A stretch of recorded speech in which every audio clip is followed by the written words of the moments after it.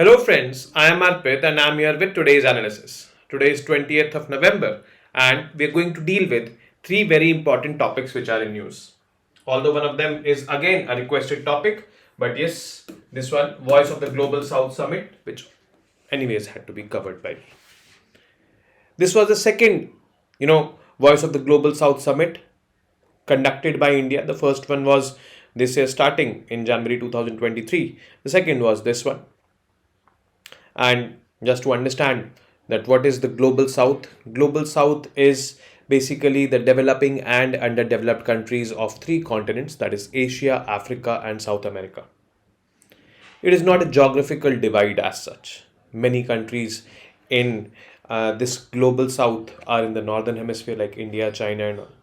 Some countries in the southern hemisphere are part of global north like Australia, New Zealand and all.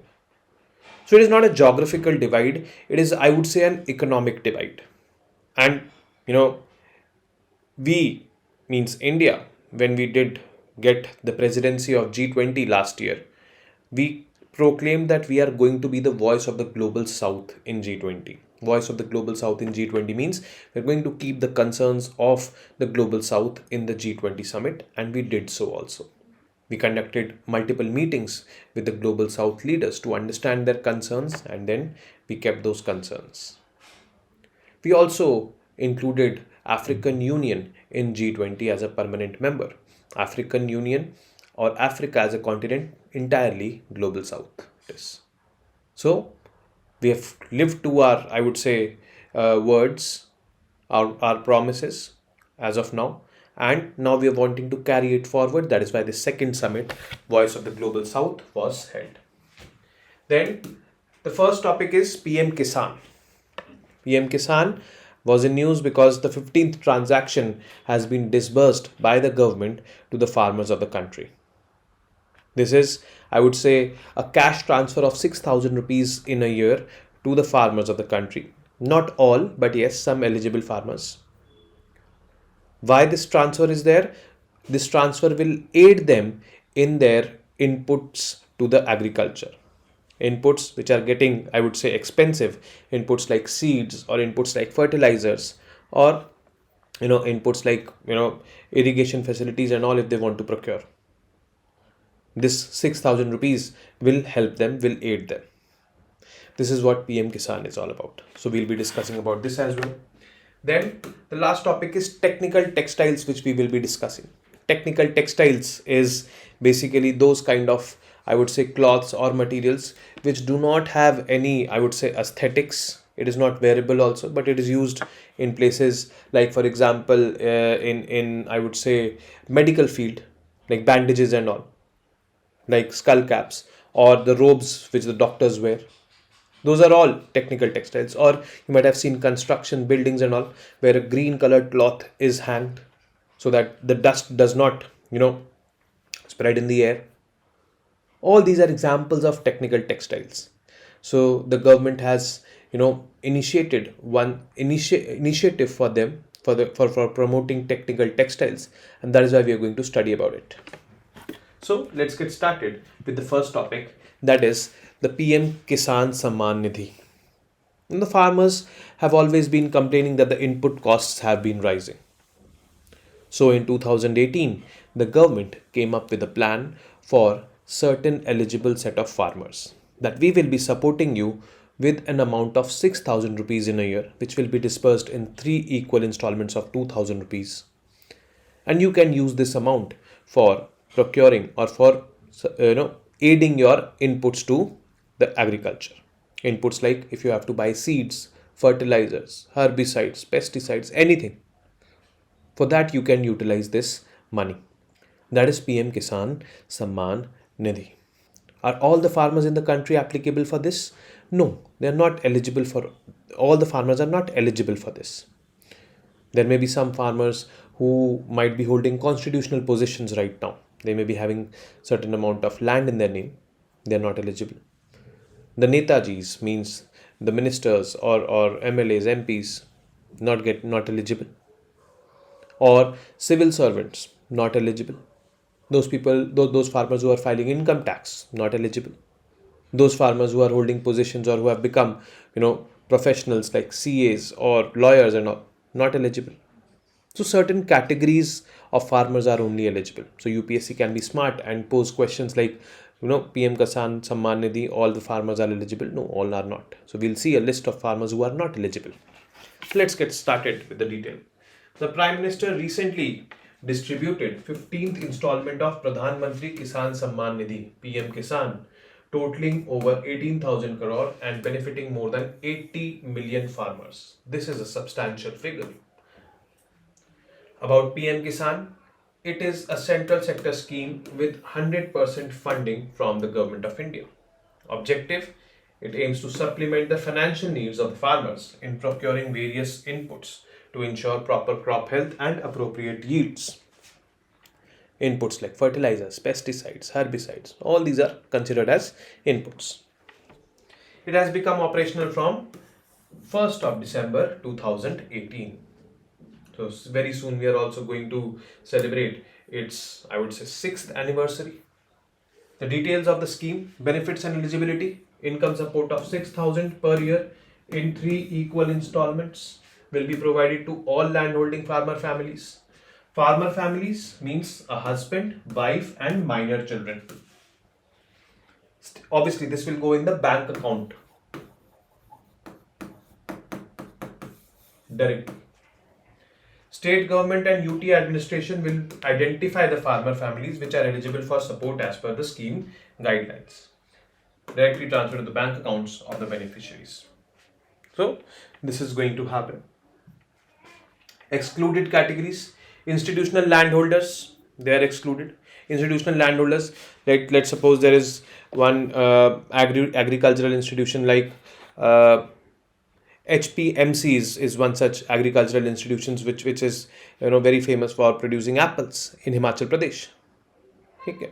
So that will be excluded. They will not be getting. Farmer families which belong to one or more of the following categories: holders of constitutional posts like President, Prime Minister, CAG and all. Former and present ministers, state ministers, former present members of Lok Sabha, Rajya Sabha, state legislative assemblies, state legislative councils, former and present mayors of municipal corporations, former and present chairpersons of district panchayats, all will not be eligible for getting PM Kisan Samman Nidhi. All serving or retired officers and employees of central, state government, local bodies will not be getting. All superannuated retired pensioners whose monthly pension is 10,000 or more will not be getting, excluding multitasking staff, class 4 group employees or above category. Here also excluding multitasking staff, class 4 group D employees, etc. All persons who paid income tax in the last assessment year will not be eligible, and professionals like doctors, engineers, lawyers, chartered accountants, architects, etc. will not be eligible. So this is what PM Kisan Samman Nidhi or PM Kisan, which we know as popularly, is. The second voice of the Global South Summit. As the name suggests, it is the second such summit. When was the first summit conducted? It was the beginning of this year, that is January 2023. That was also a virtual summit. This is also a virtual summit. What is Global South? Global South is not a geographical divide or geographical terminology. It is rather an economic terminology. Why? Because Global South means developing and underdeveloped countries of 3 continents, that is Asia, Africa and South America. Many countries in the Northern Hemisphere are in Global South like India, China and all. Many countries in Southern Hemisphere are part of Global North like Australia and New Zealand. So it is not a geographical divide, it is, I would say, an economic divide. Our Prime Minister in the last BRICS summit which happened in South Africa clearly said that Global South is not a diplomatic term. We have a shared history with each other. That shared history is most of us were colonies of the Europeans. Most of us are those countries, by exploiting us, the Europeans became developed. India, when it assumed presidency of G20 last year, said that we are going to be the voice of the Global South in the G20. and we did so. We conducted multiple meetings with the Global South leaders before the G20 summit in September this year. And, we kept their concerns at the table. Not only we kept their concerns, but we also included African Union to be a permanent member of the G20, making G20 G21. African Union, most of them or all of them can be considered as part of Global South. So we walk the talk, what we can say about it. Now was the second summit conducted, and we want to, or we wish to, take the momentum forward. The members of the Global South, they believe in us because we have helped them in multiple ways. Like for example, during pandemic, we supplied them with vaccines, medicines, and other essentials. Now we are ready to provide them with space sector support. Like we are ready to launch a satellite, or we are preparing a satellite for the Global South, which will help monitor climate and environment in the Global South countries. We have also launched one Dakshin platform, which is, I would say, a best practices platform kind of, where these countries of the Global South can take help from that platform. Dakshin means south, so that is for Global South. So this is all what we have been doing for Global South, and we wish to do in the future also for the Global South. So let us get started and let us see the details of this summit. The second Voice of Global South Summit took place in virtual mode. The theme for this year's inaugural leaders session, there were some inaugural leaders who inaugurated this session. The theme at that time was Together for Everyone's Growth with Everyone's Trust. And then the concluding leaders were there when the summit was getting concluded. The theme was Global South Together for One Future. The first summit was themed as Energy Security and Development Roadmap to Prosperity. This happened somewhere in Jan 2023. It brought together 125 countries of Global South, and priorities had to be shared with India, because India said that we are going to be the voice of the Global South in the G20 Leaders Summit, which is going to happen in September.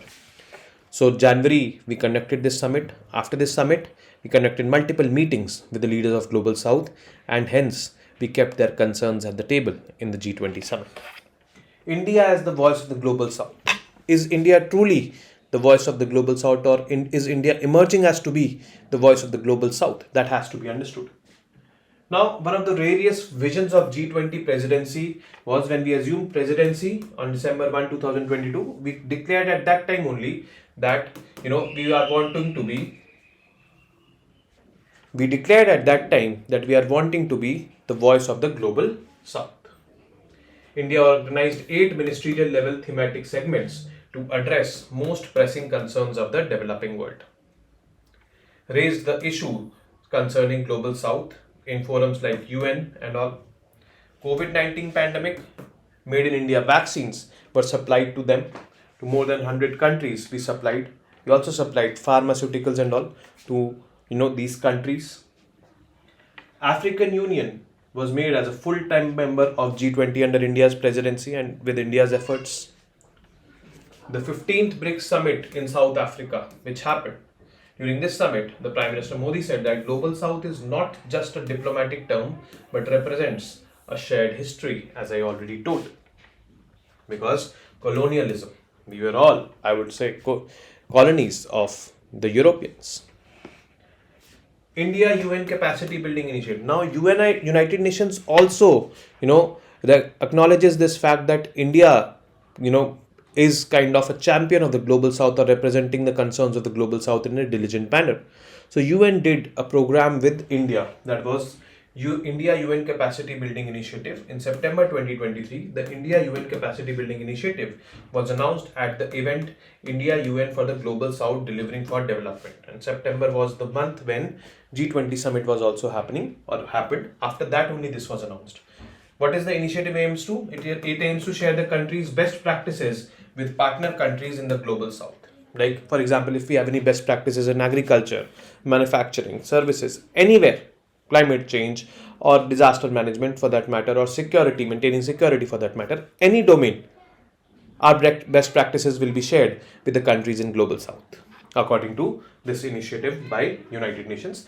And sharing of these best practices will definitely, build capacity of these countries in the Global South. That is why it was India UN Capacity Building Initiative. Now, key highlights basically of this second summit which happened. The first was inauguration of Dakshin.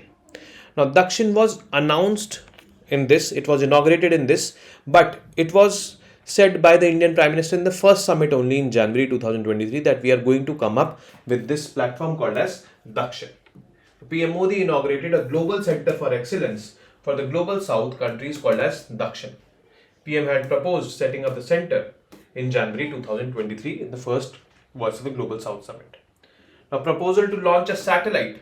During this G20 summit, India proposed to launch a satellite for monitoring weather and climate monitoring for Global South. Now, this is how your space sector, if it is advanced, if it is developed, it can be used for leveraging, I would say, soft power all across the world. Many countries in the Global South do not have space programs. But yes, they do need space services right now. They do need services like, climate monitoring, weather monitoring and all. But unfortunately, they do not have. We have developed that technology, so we can share that technology. And when we are sharing that technology, we are increasing our influence on those countries also. That has to be understood. Many a times, India's space program is criticized that why are we spending so much on this? It is of no use and such like things. But yes, it is of use. It is of multiple usage, and one of the use is what we can see here.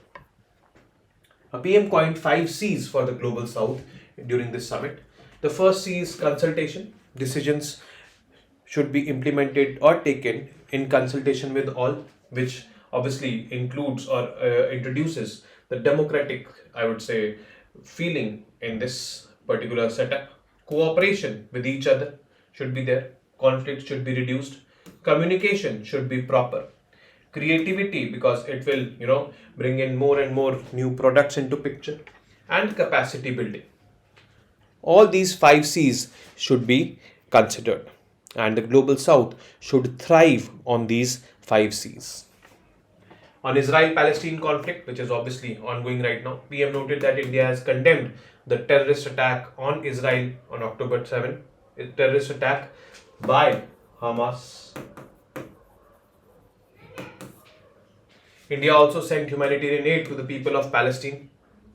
At the same time, India also strongly condemned the deaths of civilians on both sides, on Israel side and on Palestine side, Hamas side, that is. So this was what happened in the Voice of the Global South Summit, that is the second summit. Now, technical textiles. Now, as the name suggests, this textile is not aesthetic. This textile is not per se, I would say, wearable also most of the times. Then what it is? This textile is known for its use, technical use. Like for example, in the medical sector, textiles are used like bandages. They're made of what? Cloth only. Crepe bandage or white bandage.